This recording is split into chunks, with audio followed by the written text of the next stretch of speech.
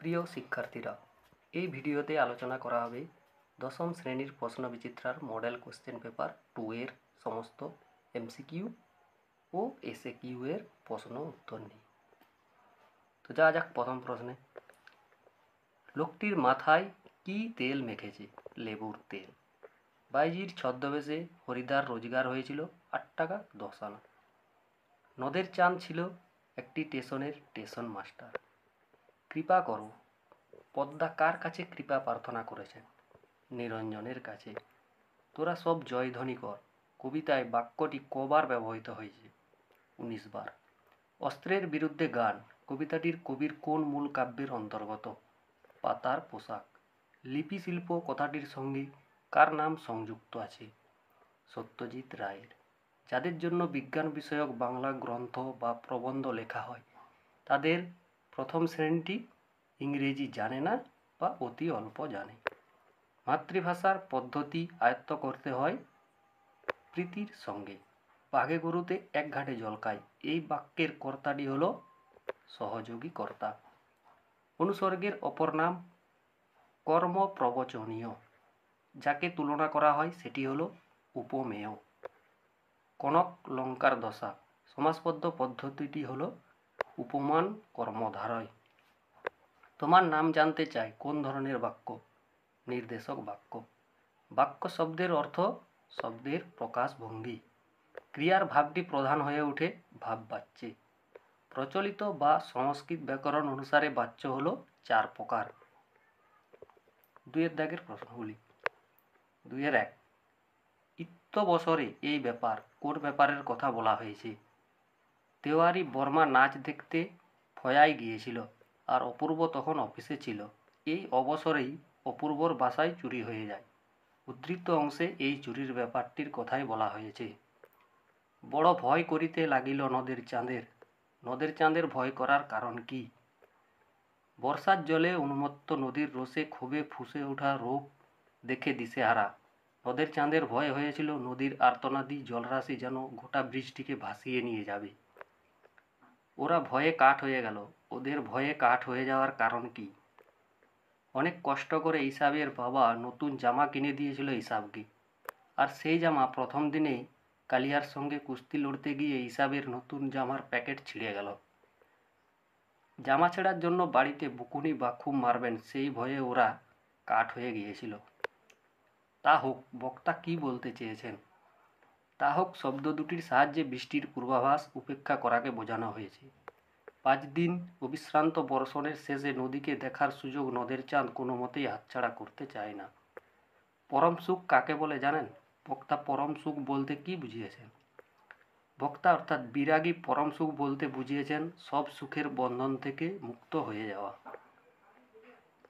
তারপরের দাগের প্রশ্নগুলি। করজোড়ে কহিলা, বক্তা করজোড়ে কি বলেছিলেন? বক্তা হলেন মেঘনাদ। তিনি পিতাকে বলেছিলেন যে মৃত রাঘব কোনো মায়া বলে পুনরায় বেঁচে উঠেছেন তা তার কাছে দুর্বোধ্য। এলো মানুষ ধরার দল, কারা কেন এসেছিল? এলো মানুষ ধরার দল বলতে বোঝানো হয়েছে ইউরোপীয় সাম্রাজ্যবাদীদের। তারা এসেছিল আফ্রিকার মানব সম্পদ ও ধনসম্পদ লুট করতে। বেথানিত হইছে কেশ বেশ, পঙ্ক্তির অর্থ কি? সামুদ্রিক দুর্যোগে পদ্মাবতী চেতনারহিত হয়েছিল। প্রবল দুর্যোগে তার কেশ বেশ বা পোশাক আশাক বেথানিত বা এলোমেলো হয়ে গিয়েছিল। আমার শুধু একটা কোকিল।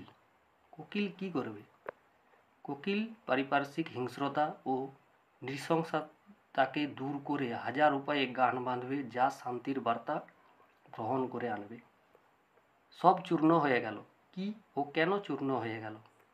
অসুখী একজন কবিতায় যুদ্ধের প্রচণ্ড তাণ্ডবে কথকের স্মৃতি বিজড়িত মিষ্টি বাড়ি বারান্দা গোলাপি গাছ যার ছিল ছড়ানো করতলের মতো পাতা চিমনি প্রাচীন জলতরঙ্গ সব চূর্ণ হয়ে গেল। কুইল কাকে বলে? পালকের কলমের ইংরেজি নাম কুইল। গুটিকতক ইংরেজি পারিভাষিক শব্দ হয়তো তারা শিখেছে। শব্দগুলি কি কি? গুটিকতক ইংরেজি পারিভাষিক শব্দগুলি হলো typhoid, iodine, motor, croton, zebra. ইংরেজি সেন্সিটিভ শব্দ নানা অর্থে চলে। প্রাবন্ধিক ব্যবহৃত অর্থগুলি লেখো। Sensitive person wound plant balance photographic paper. কলম সেদিন খুনিও হতে পারে বই কি। কোন দিনের কথা বলা হয়েছে? সিজার যেদিন স্টাইলাস বা ব্রোঞ্জের ধারালো শালাকা দিয়ে কাসকাকে আঘাত করেছিল সেই দিনের কথা বলা হয়েছে। দেখের প্রশ্ন, সম্বোধন পদ কাকে বলে? বাক্যে যে পরের সাহায্যে কাউকে ডাকা হয় তাই হলো সম্বোধন পদ।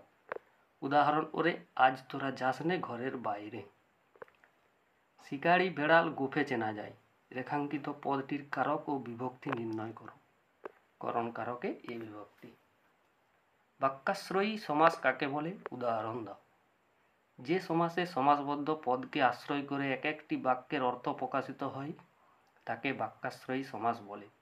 যেমন বসে আঁকা হয় যে প্রতিযোগিতা সমান বসে আঁকা প্রতিযোগিতা। নগরীর সমীপে ব্যাসবাক্যটিকে সমাসবদ্ধ করে সমাসের নাম লেখো। উপনগরী অব্যয়ী অভাব সমাস। যদি কখনো লেখা ছাপতে দেয় তো তপন নিজে গিয়ে দেবে। সরল বাক্যে রূপান্তর করো। তপন নিজে গিয়ে লেখা ছাড়তে দেবে। বাক্যের যোগ্যতা কি? উদাহরণ দাও।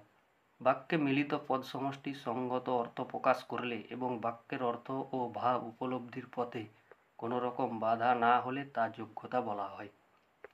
উদাহরণটি হলো, ছেলেটি পুকুরে সাঁতার কাটছে। কর্মবাচ্য এবং ভাববাচ্যের প্রধান পার্থক্য কি? কর্মবাচ্যে কর্মই প্রধান এবং ভাববাচ্যে ক্রিয়ায় ভাব প্রধান। ক্রিয়াজোট কি? বাক্যের একপদী বা বহুপদী সমাপিকা ক্রিয়াকে নিয়ে যে জোট তৈরি হয় তাকে ক্রিয়াজোট বলে। বধূরা প্রদীপ তুলে ধরো কর্মবাচ্যে পরিণত করো। বধূদের দ্বারা প্রদীপ তুলে ধরা হোক। কোন বাচ্যের রূপান্তর সম্ভব নয়? কর্ম কর্তৃ বাচ্য।